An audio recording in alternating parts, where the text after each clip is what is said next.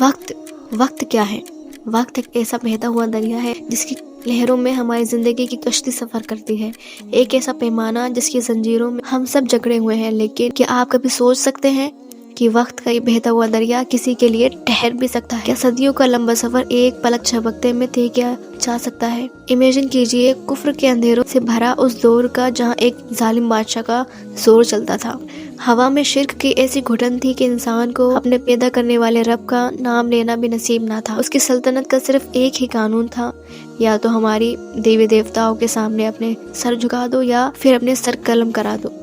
مگر ہر مشکل بھری رات کے بعد ایک خوبصورت صبح کے نور کا آغاز ہوتا ہے۔ اسی گھٹن کے اندھیروں میں چند نوجوان جن کے دلوں میں اللہ نے توحید کے نور سے منور کر دیا تھا، انہوں نے ایک فیصلہ کیا جو صرف ان کی نہیں بلکہ آنے والی صدیوں کی تقدیر بدلنے والا تھا، کہ وہ اپنے ایمان کے انمول دولت کو بچانے کے لیے اپنے رب کے لیے اپنے سب کچھ چھوڑ کر نکل پڑے اور ایک انجانے غار کی تنہائی میں جا کر سو گئے۔ پھر قدرت کا وہ عظیم کرشمہ ہوا جس کی مثال نہیں ملتی۔ وقت ان کے لیے جیسے ٹھہر گیا ہو۔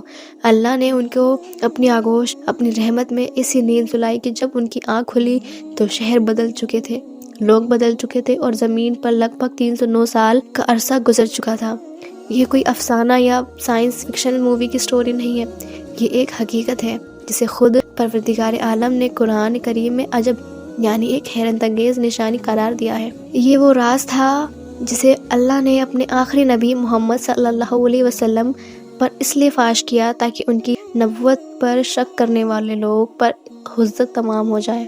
اور سب سے بڑھ کر یہ صرف ایک واقعہ نہیں بلکہ قیامت کے لیے ایک پیغام ہے اور آنے والے دور کے سب سے بڑے خوفناک فتنہ دجال کی حفاظت کے لیے الہی نسخہ ہے۔ تو آئیے وقت کے پردوں کو ہٹا کر اس غار کے راز کو جاننے کا سفر شروع کرتے ہیں اور حدیث اور اس داستان کو سنتے ہیں جو آج بھی ہمارے مردہ دلوں کو ایمان کی روشنی بخشنے کے لیے کافی۔ یہ ایک داستان اصحاب کہف کی ہے۔